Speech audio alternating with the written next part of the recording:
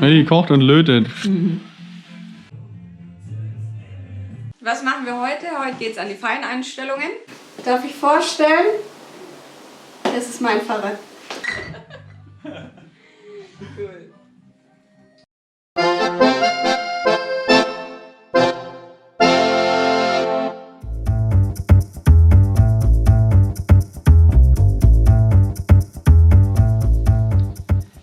Hallo! Wir haben jetzt mittlerweile Tag 5 unserer Schrauber-Action. Wir werden wahrscheinlich die Sirene bei mir dran machen. Kommt die Sirene dran, wir bauen wieder alles hier. Chainkleider drauf, alle Schraubverbindungen nochmal nachziehen, prüfen. Und dann sind wir wieder zurück auf der Straße. Ja, aller Voraussicht nach können wir heute das Fahrrad wieder nach Hause fahren. Endlich. Back on the road again. Neues Projekt für die Doktor. Licht. Wie bei der Melli, selbstverständlich bei mir, der neue Vorderradgepäckträger hier oben, der hat eine halbrunde Aussparung hier vorne, wo das eckige Licht nicht reingepasst hat früher. Jetzt haben wir ein neues rundes. Danke nochmal an Busche Müller dafür, richtig nett von euch. Das kommt jetzt da rein. Danach machen wir die Plattform mit der Sirene vorne dran, die ganze Verkabelung und dann sehen wir mal weiter.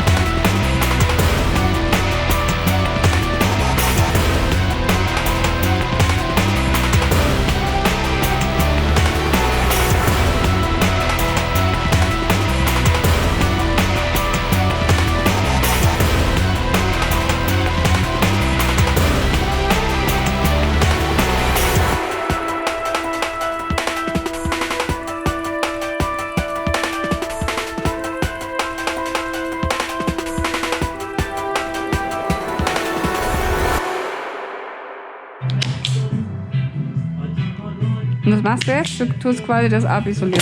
Jo, jetzt werden die Kabel abisoliert. Na, hier die Kabelschuhe, die passend für die Lichter sind. Warum? Was? Schuhe sind das? Kabelschuhe, ja. Das heißt so. So, jetzt brauche ich noch den passenden Schrumpfschlauch. Hier haben wir Schrumpfschlauch, die ziehen wir jetzt gleich hier drauf. Und woher weißt du, welches Kabel wohin gehört? Das eine hat außen einen weißen Strich und das andere hat keinen weißen Strich. Und je nachdem, was man halt am einen Ende reingibt, weiß man am anderen Ende kommt das wieder raus. Also heißt das, beide haben eigentlich die gleichen Voraussetzungen, sie sind nur unterschiedlich markiert, je nachdem, du kannst quasi alles machen damit. Genau, ist wurscht, was du drauf gibst. Du musst halt wissen, dass das Weiße, wenn du auf der einen Seite Minus im Weißen hast, dann ist auf der anderen Seite auch Minus im Weißen. Ah, okay. Jo. Sollte klappen.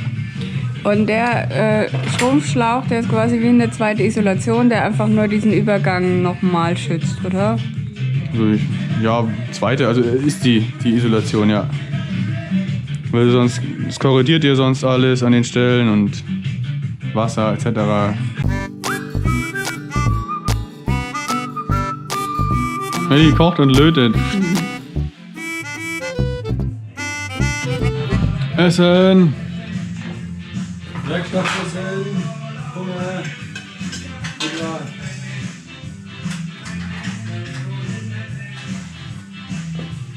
Heute haben wir eine besonders kleine Portion. Action Kamera und Action Nudeln. Action Pesto. Ja, voll.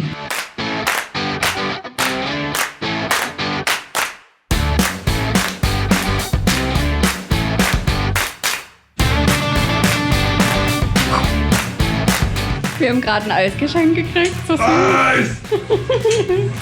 Total süß. Das gönnen wir uns jetzt. Ich arbeite und sie ist Eis. Und so läufst du schon die ganze Zeit. Du Eben. lässt die ganze Zeit und ja.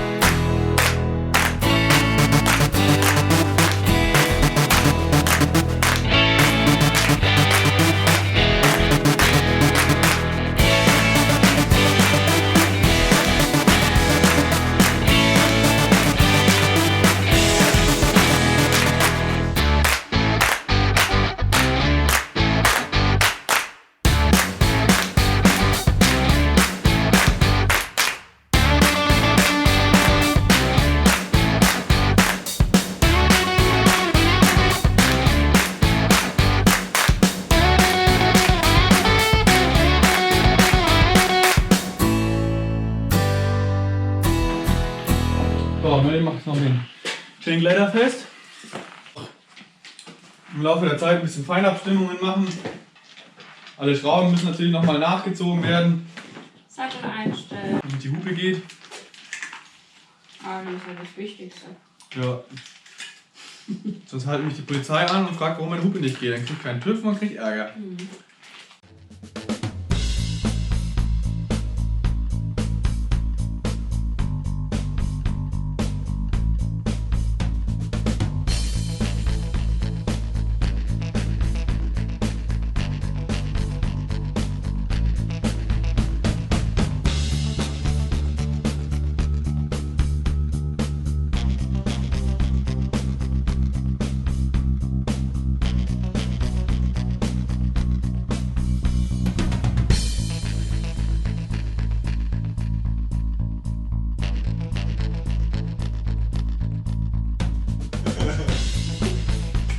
Willkommen zurück. Was machen wir heute? Heute geht es an die Feineinstellungen. Das heißt, wir knüpfen uns den Sattel von Dani vor, weil wir ja komplett den Rahmen quasi getauscht haben. Das heißt, der Sattel musste auch runter, der alte, und sein Lenker. Das müssen wir jetzt natürlich wieder neu einstellen und auf den Dani direkt einpassen. Ich habe mit der Zeit festgestellt, dass bei mir die linke Seite, meine linke Hand immer wieder taub wird und das hochzieht bis in den Nacken. Dann haben wir mit Ergon das mal gemacht. Ich habe da nicht viel drauf gegeben am Anfang, aber es hat sich herausgestellt, dass es ganz viel ausgemacht hat. Und dadurch, dass wir das neu aufgebaut haben, ist natürlich die ganze Einstellung futsch. Das machen wir quasi nochmal neu. Genau. Das Video von Ergon können wir euch auch mal direkt hier, oder was da? Ich glaube hier einblenden. Okay. Also wir haben auch extra von Ergon diese coole Fittingbox bekommen. Das heißt, da sind alle Schablonen, alles was man braucht, ganz easy erklärt mit dabei auch. Für den ersten Schritt brauchen wir hier das Maßband und die Sattelschablone. Also, als erstes müssen wir die Innenbeinlänge hier ausmessen. Das heißt, am besten müsstest du die Schuhe mal ausziehen. Dann die wunderschöne Wasserwaage. Die Beinlänge ist 80 cm. Ab dieser Schablone wird dann hier quasi bei +1 nehmen wir jetzt Touring und von +1 bis zur Kurbel wird dann gemessen und das wäre dann, sagen wir mal, die optimale. Es ist natürlich immer individuell, man kann da ein bisschen abweichen von, aber es hat sich herausgestellt und muss ich wirklich sagen, ich habe am Anfang nicht geglaubt, dass es so viel bringt, aber es hat einiges gebracht, der Einstellung gemacht. Ja, weil jeder Millimeter ist natürlich hier Gold wert und verändert natürlich auch das Fahrverhalten und die Ergonomie. Also im Endeffekt das Zusammenspiel aus deinen Glieds, wo sie sich befinden, der Sattelneigung, der Horizontalverstellung und deinen Lenkergriffen. Und wenn das alles passt, dann hast du keine Taubheitsgefühle mehr. Können wir noch ein bisschen anpassen, noch ein paar Millimeter.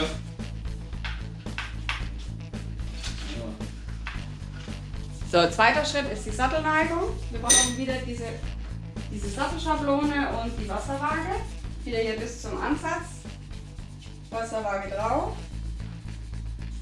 Und idealerweise sollte die Position vom Sattel horizontal sein. Wenn es ein bisschen so drückt hier vorne im Genitalbereich oder wenn man Rückenschmerzen hat, öfter sollte man tendenziell ein bisschen weiter nach unten neigen, die Nase.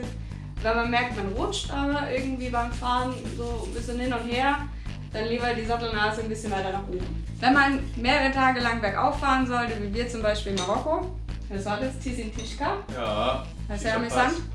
Da mussten wir den Sattel auch umstellen, weil das drückt natürlich mega hier und wird unangenehm. Das heißt, bergauf ein bisschen runter, bergab ein bisschen hoch. müsst ihr dann gucken, wie es angenehm ist. Schritt Nummer 3, Sattelposition einstellen. Wir brauchen diese Schablone dafür und wie nennt man dieses schöne Utensil? Stein am Faden, ja. Ist das die Nase vorne? Genau, es wird quasi runtergesenkt. Das hat damit zu tun mit den Knien. Das können wir leider jetzt hier nicht machen, aber wir hatten das letzte Mal, als wir beim Kim waren, so ein Winkelmesser fürs Knie und er hat genau das viel nachgemessen, wie man den Fuß bewegt, wenn man im Klicker ist, ob der Winkel stimmt und das hat dann auch meine Taubheit gelöst. Und das hat damit zu tun. Um den Sattel wieder vorzustellen, macht man unten die 2 Schrauben auf, schiebt den Stück, macht sie wieder zu, fertig. Genau. Also wenn man bergauf fährt, sollte man am besten den Sattel nach vorne oder nach hinten stellen. Nach vorne. Und wenn zu viel Gewicht auf den Händen lastet, dann nach hinten, wenn du Taubheitsgefühle kriegst. 4. Schritt. Jetzt messen wir den Abstand zwischen dem Lenker und dem Sattel, weil es sich natürlich auch richtig auf den Rücken auswirkt. Genau. Wer unsere Videos verfolgt, der sieht auch öfter, wie wir stundenlang in einer Haltung fahren. Dann ist es natürlich auch wichtig, dass dieser Abstand ein bisschen ergonomisch ist und angepasst auf unsere Fahrweise. Wir setzen die Schablone hier am Lenker direkt an und messen bis zur Sattelspitze. Das ist nämlich abhängig von der Körpergröße. Daniel ist Ligos 1,85. Wenn wir hier auf Tracking schauen, 55,5. Also fast dran der Wert, müssen wir aber ein bisschen anpassen. Das müsste hier sein quasi. Okay, ja, also ein Stückchen weiter vor, kein Problem. Ich mache da unten 2 Schrauben auf und schiebe ihn nach vorne. So, stellen wir die Schuhe ein. Der Daniel und ich, wir haben Klicker, weil wir festgestellt haben, dass wir da viel besser treten können und es viel angenehmer ist auch zum Fahren. Das ist jetzt die Sommerausgabe, wir haben sogar Sandalen. Wir haben uns jetzt diese totschicken Sandalen zugelegt für den Sommer, weil wir doch recht schwitzen in den anderen. Hier habe ich sie schon montiert. Die stellen wir jetzt quasi auch ergonomisch ein. Bei mir hat sich herausgestellt, dass die Gliedeinstellung ganz viel mit meinem linken Knie zu tun hatte. Ich habe ewig lange gesucht, woran es liegt, und es lag wirklich nur daran, dass mein linker Glied um ungefähr 3-4 mm zu weit vorne war als der rechte Glied. Und als man die auf die Schablone gestellt hat, hat man das erst gemerkt. Und deswegen hatte ich permanent Schmerzen in meinem linken Knie. Und als die das eingestellt haben, war das nicht mehr so. Die alten Schuhe passen schon, die haben wir bei Ergon einstellen lassen und die neuen machen wir jetzt selber. Also ihr sucht hier den Groß-C-Ballen, das ist quasi hier der da. Den markiert ihr, ich habe das jetzt schon gemacht. Diese Schablone ist quasi zwischen Kurbel und zwischen der Pedale und sollte genau an der Stelle liegen, wo ihr markiert habt, dass euer Groß-C-Ballen ist. Und das ist jetzt bei mir genau der Fall und das sollte ungefähr die optimale Einstellung sein. Wenn es nicht ist, hat man hier eine Skala, wenn man abweicht und justiert es dann so lange, bis der genau an der Stelle ist.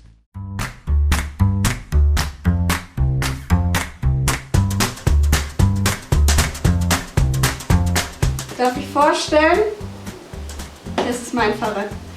Hier hinten, was ist da drin? Da sind unsere Schlafsäcke drin. Die sind eigentlich richtig leicht und da ist nichts anderes drin. Hier ist mein Laptop drinnen, den habe ich bewusst auf diese Seite getan, auf die Seite vom Ständer. Das heißt, hier kippt das Rad eher weniger um. Also ist die Gefahr, dass der Laptop dann gecrashed wird, eher gering. Dann hier an der Seite ist mein Abschluss. Hier meine Minipumpe, Getränke. Hier vorne habe ich alle Sachen, die man so zum Camping braucht. Also meine Schlafmatte und ja, Badutensilien. Hier vorne in der Lenkertasche habe ich so ein paar kleine süße Snacks für zwischendurch, meine Wertsachen. Dann, wenn es mal ganz gammelig ist auf dem Boden, ist man froh, wenn man eine alte Isomatte hat. Das hier ist ein richtig cooles Teil.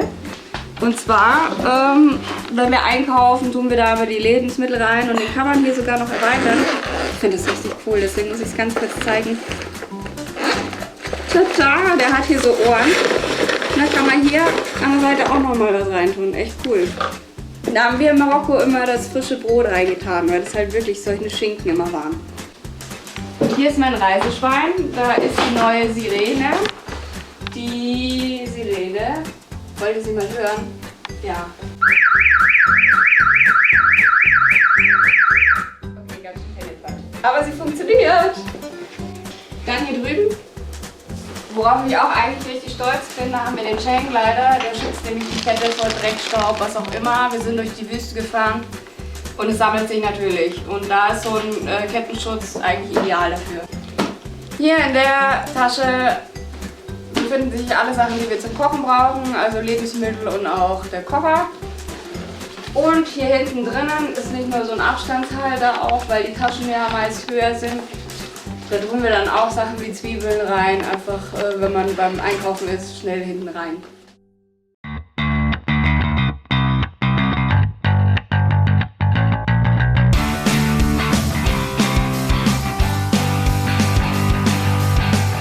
Jo, das ist mein Fahrrad. Das habe ich das Zelt. Brauche ich am allermeisten. Hier ist Zelt drin, Kocher, alles was man zu übernachten braucht. Das ist unsere multifunktionelle Tonne. Also eigentlich ist der Gedanke dafür, dass man Dinge lagern kann, die man nicht quetschen kann. Also frisches Obst, Gemüse und so weiter. Das Nebeneffekt ist, wir können da drin Wasser vom Fluss zum Camp tragen. Außerdem können wir da unsere Klamotten waschen. Wir können drin eigentlich so ziemlich alles machen, was wir eben in diesen Taschen nicht können. Hier oben ein Metallteil reingespannt, wo ich später mein Solarpanel drüber mache. Das kann ich hier an den Seiten einhaken mit 2 Karabinern. Rechts alles, was mit Bad in Anführungsstrichen zu tun hat. Da drin befindet sich alles, was man morgens fürs Porridge braucht. Dinge, die man unterwegs, Trockenfrüchte, Nüsse und so weiter, Sachen, die nicht schlecht werden. Hier vorne links befindet sich Technik. Ich habe das so gegliedert, weil ich, wenn ich irgendwo bin und ich bin im Couchsurfer, dann kann ich exakt entscheiden, diese Tasche ist wichtig. Damit klicke ich quasi meine Techniktasche ab und meine Zelttasche, weil das Zelt teuer ist und die Technik teuer ist, der Rest bleibt am Rad. Hier neben der Tonne habe ich Kleidung, Wintersachen, Handschuhe, Mütze, alles was ich für sämtliche Jahreszeiten brauche. Wie bei der Melli auch. Vom Taschenmesser bis zum Pass befindet sich das Navigationsgerät auf der linken Seite, ein wasserdichtes Handycase, hier ein Akku-Pack, der gleichzeitig als Handyhalter gilt. Und genau, dann haben wir hier noch zwei solche Universalhalter, kann man dazu sagen. Die sind sehr nützlich, weil man da drin restlos alles halten kann. Hier drin ist der Energieverwaltung, unser Forumslader. Von hier aus geht auch quasi unser, sagen wir mal, Bordsystem. 12 Volt ist das ausgelegt. Für die Sirene, fürs Handyladen, fürs Navi-Laden, für die Kameraladen, für die GoPro-Laden. Außerdem hinten das Solarpanel kann ich hier draufschalten. Das heißt, ich kann während ich fahre sowohl über den Nabendynamo laden als auch über das Solarpanel und bin fast autark. Hier hinten haben wir noch eine Werkzeugtasche. Darin befinden sich sowohl Kleber, Universalkleber, Sekundenkleber, irgendwelche Zeltkleber und auf der anderen Seite alles, was man braucht zum Fahrradschrauben, alle Werkzeuge, alle Öle, Rohlofföl und so weiter.